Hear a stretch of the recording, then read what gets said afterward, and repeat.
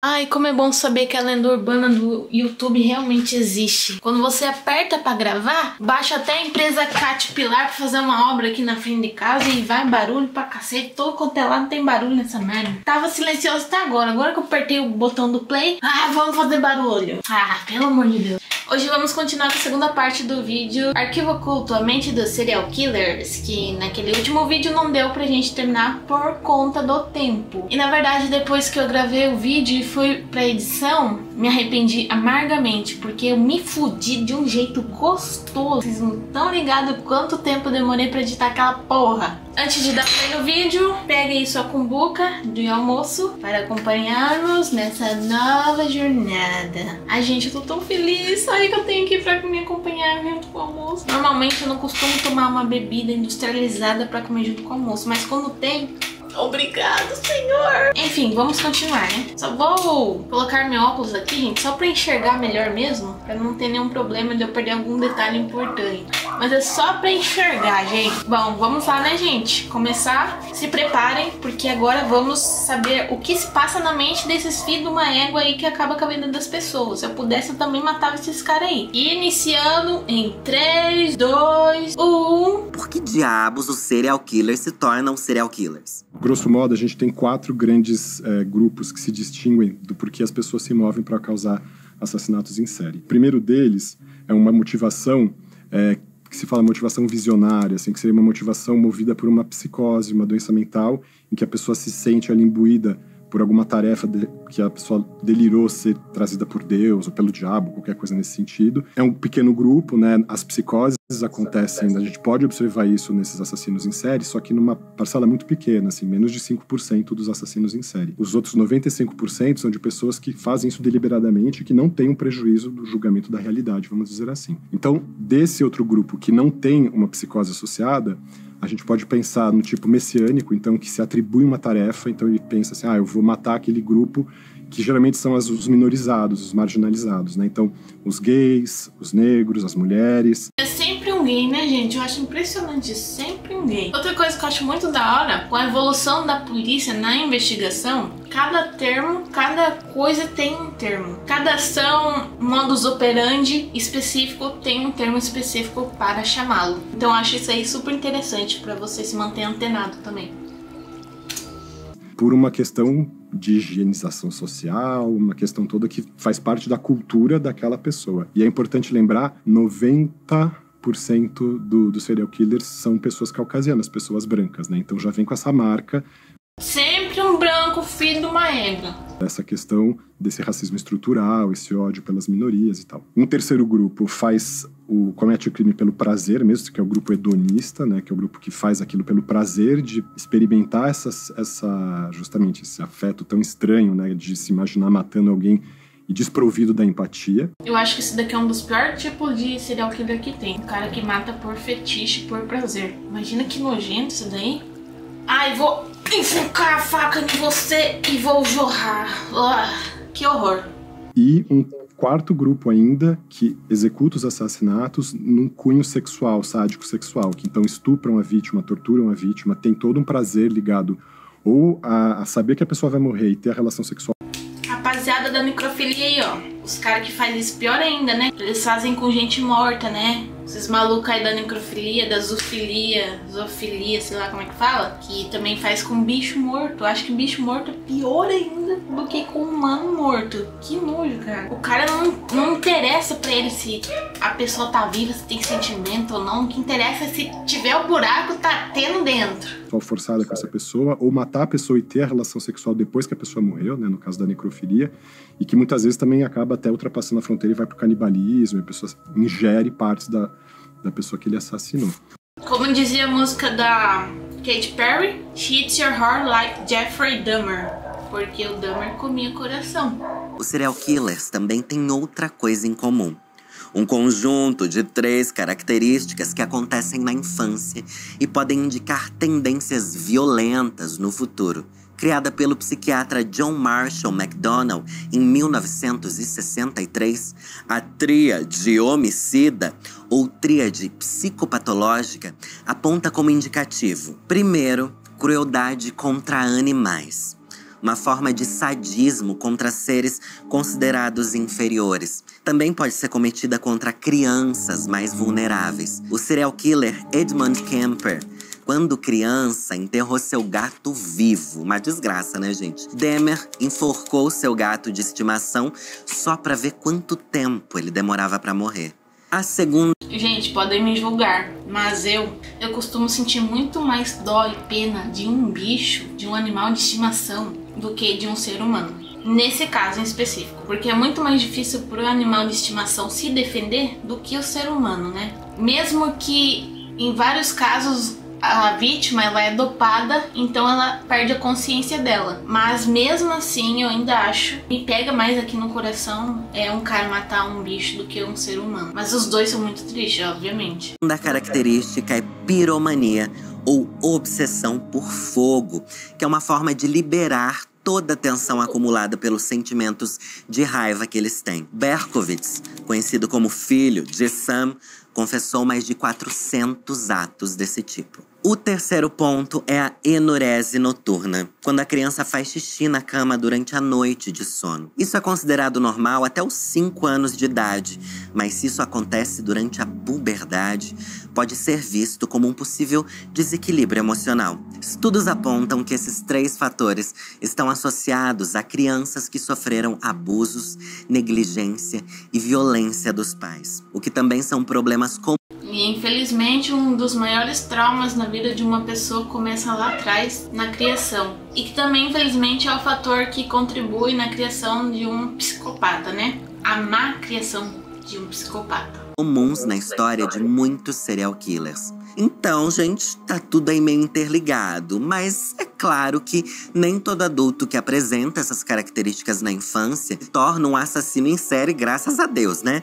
Mas não custa nada a gente ficar de olho também, né? Ih, querida!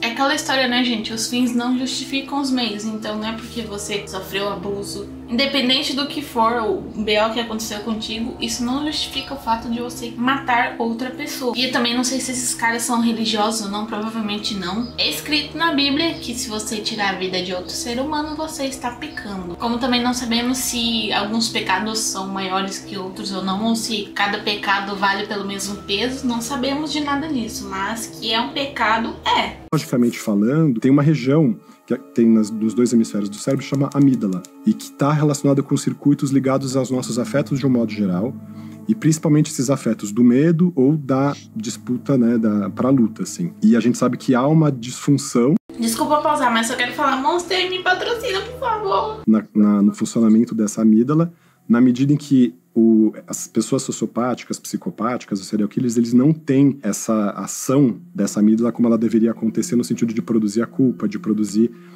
certos afetos que inibiriam esses comportamentos. Então a gente sabe que há esse componente biológico, mas não dá para dar certeza no sentido de que assim, vamos fazer ressonâncias ou PET scan das criancinhas recém-nascidas e separar as que vão ser serial killers. Não tem como você prever isso, porque também tem esse elemento biográfico que faz com que então a criança seja sujeita a negligência, abandono, a violência sexual, e que de um certo modo é como se tornar-se um agressor fosse poder dar a volta por cima e sair dessa situação de oprimida e se tornar opressora. E aí essa opressão vai acontecer em muitos níveis, não são todas as pessoas que sofrem. Em alguns casos eu assino embaixo o fato da pessoa deixar de ser o oprimido para ser o opressor. Nesse caso não, mas em alguns casos eu assino embaixo. Eu era esse tipo de pessoa. Na infância, quando eu sofria bullying, porque eu já sofri muito bullying na vida, né? Quem nunca, né? Então a pessoa fazia bullying comigo, eu ouvia aquilo e no mesmo tempo que eu ouvia aquilo, eu corria atrás da pessoa pra arrebentar a pessoa no meio, cara. Porque aqui, se você quer crescer pra cima de mim, cresça, mas saiba que eu vou atrás de você, meu filho. Não importa se você é o tamanho de um elefante ou o tamanho de uma formiga. Eu vou atrás de você e te arrebento.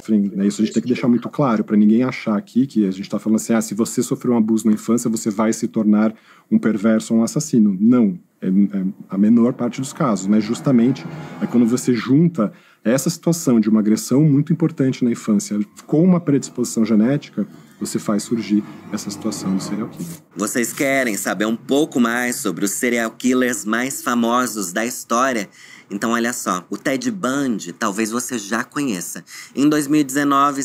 Ted Bundy, gente, Ted Bundy é um caos. O pessoal criticou pra caralho a série, eu não vi ainda, mas tem na Netflix uma série dele. Se não me engano é o Zac Efron que faz. O pessoal criticou porque pegou um ator bonito pra fazer um papel de um cara louco. Que eu não concordo com as críticas. Por quê? Eu compartilho da mesma opinião que eu vi por aí, não sei quem falou, mas falaram isso. O fato de ter pego um ator bonito pra fazer o papel do Ted Bundy, até porque o Ted Bundy é um cara bonito, isso é inegável. Ele seduzia as vítimas com a sua beleza, então tava fazendo jus ao papel do cara. Eu não sei por que o pessoal criticou isso, de pegar um cara bonito, sendo que realmente, na vida real, o Ted Bundy era bonito, alugava a mente das pessoas com o seu rosto perfeito e angelical, né? Então... Criou um filme sobre a sua história que trazia Zac Efron como protagonista. Porque o Bundy é considerado um dos serial killers mais famosos, inteligentes e charmosos de todos os tempos.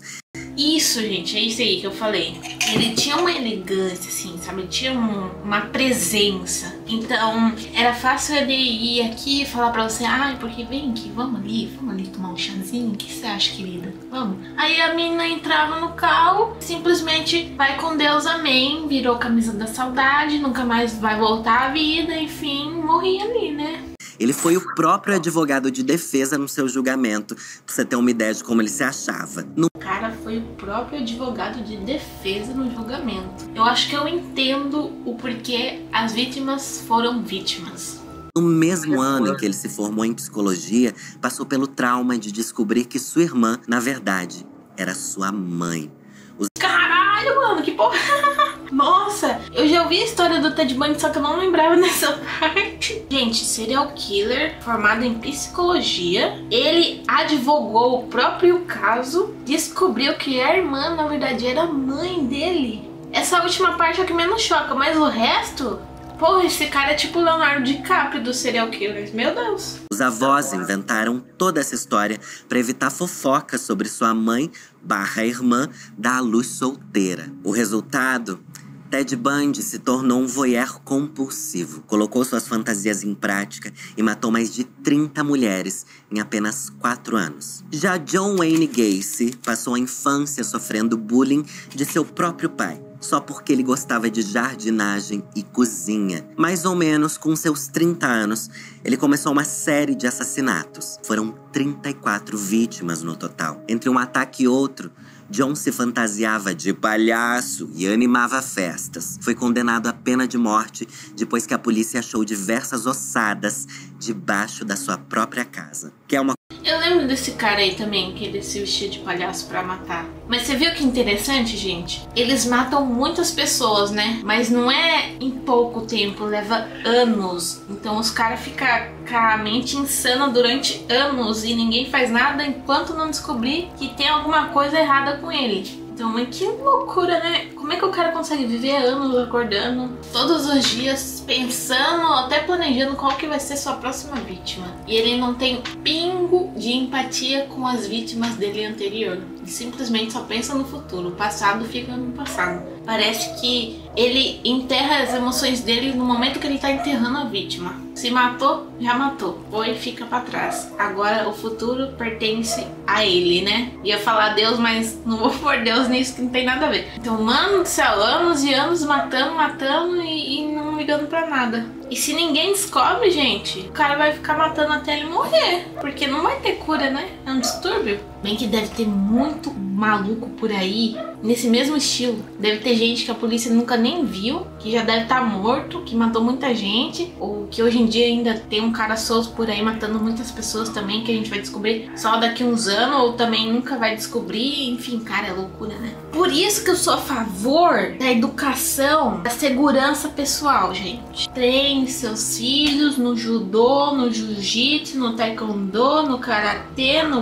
boxe, no UFC, no MMA, no WWE, tudo que der pra pôr, ponha. Eu falando isso, eu não tenho nenhuma dessas coisas. Uma curiosidade, no filme do Coringa, de 2019, o personagem se apresenta em um clube de comédia chamado Pogos, que era o nome do palhaço que John Wayne Gacy interpretava nas festas infantis. Charles Manson, um dos serial killers mais famosos de todos os tempos, liderou uma seita chamada de Família. que cometeu diversos assassinatos no estado da Califórnia nos anos 60, incluindo da atriz Sharon Tate. Manson teve uma infância difícil. Sua mãe… Quem que é essa mulher? Ela participou de um filme do Bruce Lee. Eu não conheço ela não, mas deve ter sido famosa, né? Por estar sendo mencionada aqui dessa forma. Alcoólatra, o abandonou diversas vezes. Logo aos 9 anos, ele começou a cometer pequenos crimes que evoluíram para assaltos. Marilyn Manson e Charles Lee Ray, o Chuck, tiveram seus nomes inspirados nesse assassino que morreu na cadeia em 2017. Mas uma curiosidade sobre o Manson é que, gente, ele nunca matou ninguém. Na verdade, a seita dele obedecia às ordens dele para matar. Olha que bizarro. No Brasil, o maníaco do parque matou 7 mulheres em São Paulo em Esse filho do Maíra tá solto agora, não tá? Eu vi que fizeram uma série na Amazon, não assisti ainda. Eu também nunca acompanhei esse caso, assim, completo, então não sei muito. Mas eu sei que ele matava uma galera no parque, gente. 1998. Na infância, ele sofreu abusos sexuais de uma tia e na fase adulta, dizia que lutava contra seu instinto predador, orando para conter seus impulsos.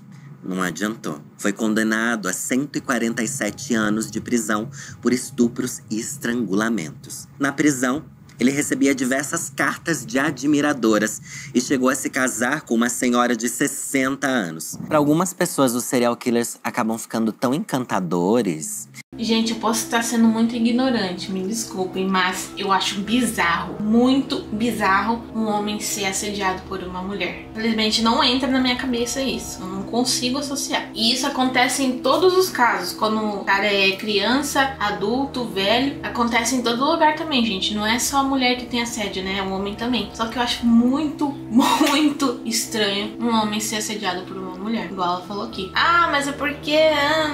sim, tudo bem, motivos, mas é estranho, eu não consigo entender isso, gente. Pra mim é muito estranho, porque por natureza o cara é muito mais forte que a mulher e ele tem instintos, vamos dizer assim, instintos sexuais mais aflorados que a mulher. Então, pra mim, eu não entendo.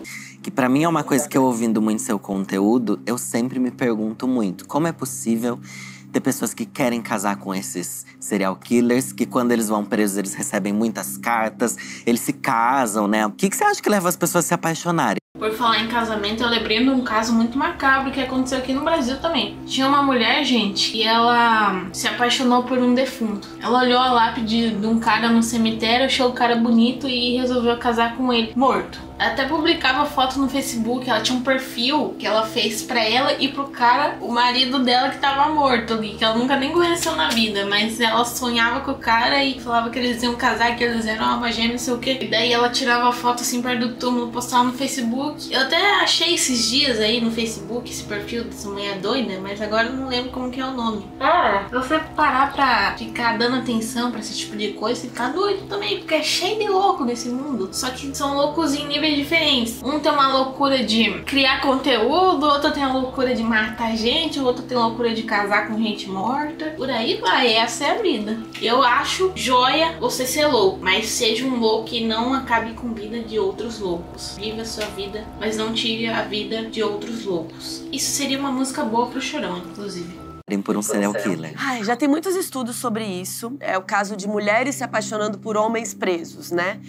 E aí também tem vários fatores que já Prison Break. foram pesquisados, né? Um deles é que a pessoa sabe onde o marido dela tá. Meu Deus. Tipo, ele não vai me trair, ele tá lá dentro, ele tá preso. É safe. Pode me matar, mas não vai me trair. Mas isso porque muitas vezes esse relacionamento é muito virtual, no sentido virtual de cartas.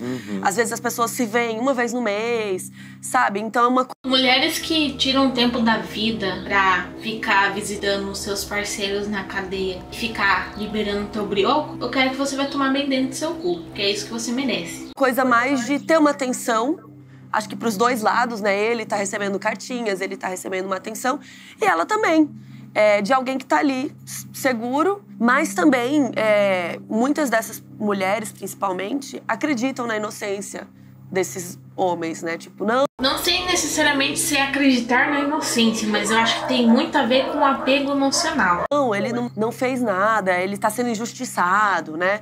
E também tem o lado curioso, né? O lado instigante disso, né? Tipo, uma aventura. Uma aventura.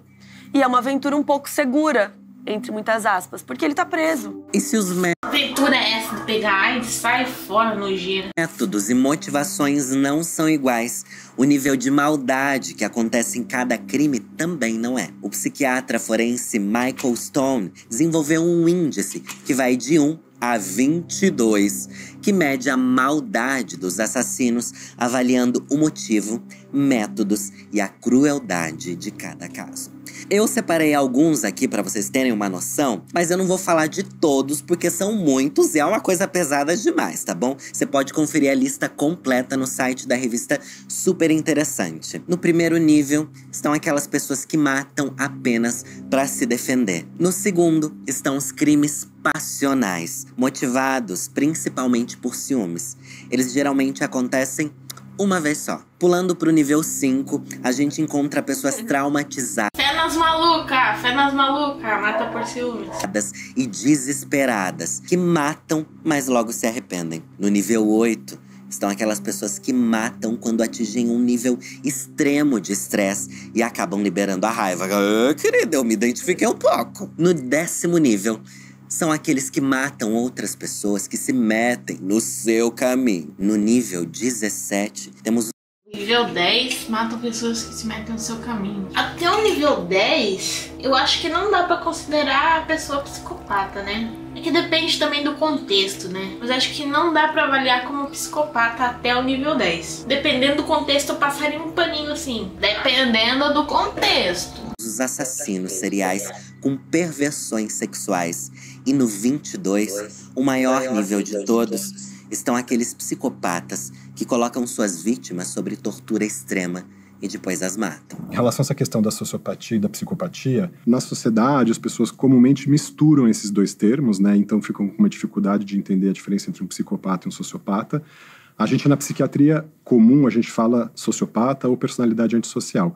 A psicopatia é um termo mais da psiquiatria forense, mais de quem trabalha especificamente com crime. Mas se a gente puder pensar numa gradação, num espectro desse comportamento agressivo, a sociopatia, ela é esse grande guarda-chuva que inclui todas as situações ligadas a crime, a delinquência, a assassinato e tal. Que é esse comportamento reiterado contra as regras das normas sociais estabelecidas. E a regra de não matar é uma das primeiras regras estabelecidas pelas comunidades humanas, né? Nesse guarda-chuva maior sociopatia, a gente encontra o psicopata numa parte dela. Então, nem todo sociopata é um psicopata, mas um psicopata é um sociopata. O que distingue, né? O psicopata, se a gente pensar nessa gradação em relação à questão da falta de empatia, então você teria aquela pessoa que ainda tem um grau de empatia mais baixo, aquela pessoa que já está quase se desconectando, aquela pessoa completamente desconectada. Então, nessa gradação, o psicopata é aquela pessoa que não tem adesão empática nenhuma com a outra. Mas o sociopata, ele tem um jeito mais impulsivo, mais explosivo, menos organizado, ele é mais colérico, ele é mais irritado. O psicopata, ele é mais gélido, ele é mais frio, ele é mais controlado. Ele calcula o que ele está fazendo, ele consegue modular o comportamento dele. Muito dificilmente ele vai explodir, ele vai fazer alguma coisa impulsiva, ele vai fazer... Então seria tipo, o sociopata ele tem um pingo de empatia, porque talvez o que leva ele a fazer tal coisa é a impulsão dele. Ele age por impulso, então ele não planeja cometer tal ato, né? Talvez quando ele comete o ato, ele sinta um remorso. Talvez, não sei, é o que eu estou entendendo aqui. Já o psicopata, não. Se ele cometer tal ato, é porque ele planejou aquilo e porque ele quis fazer aquilo de fato. Então não tem empatia nenhuma, sem sentimentos, apenas ação. E tudo muito milimetricamente. Você pode ter psicopatia sem que a pessoa seja um serial killer. Ela pode ser um psicopata que está em... Ué, travou aqui, peraí. Eu acho que é o vídeo do Fox que tá bugado. Ou é o meu computador, não sei. Uma empresa, num governo, sentando na cadeira mais nobre da política brasileira, vai saber. Então, a gente entende que essa dificuldade... Ai, que susto! Era o vídeo dela que tá bugada. Tudo bem, acontece. Mas vocês conseguiram entender, né, a diferença, gente? Eu não entendi, eu não sabia qual que era a diferença. Eu sempre ouvi falar esses dois termos e eu sempre associei como se fosse algo que fosse a mesma coisa, mas o mínimo detalhe ali mudava. Mas eu não imaginava que esse mínimo detalhe poderia ser a questão de empatia e impulsividade. Mas é interessante, né? A idade de afeição total que caracteriza esse tipo de personalidade, ela não necessariamente vai levar a pessoa a ser um assassino em série. Mas o assassino em série, ele é certamente um psicopata, ele é certamente um sociopata. Ele tá dentro desse guarda-chuva, né? E depois de ouvir tudo isso, você começou a suspeitar de alguém? Vai olhar diferente pro seu vizinho, pro seu professor.